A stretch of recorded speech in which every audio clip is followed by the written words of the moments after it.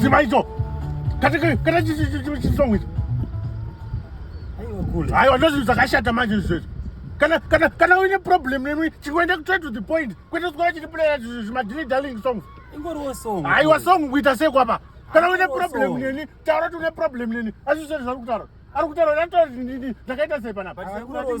Aiwa song kupi kana mapindira mota mangu kuti muzazonduka zvimashoko. Kana makutondipuma mota kuti makundipuma inini.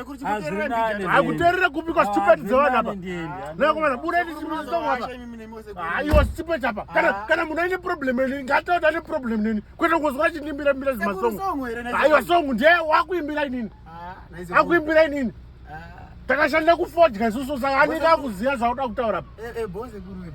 Nakomana kana munhu ane problem neni ngataura inini straight. Ndichachirowa ti munhu unatozoti ndichachipasa ichi. Chupete munhu. Newo chibuda futi mota machapa.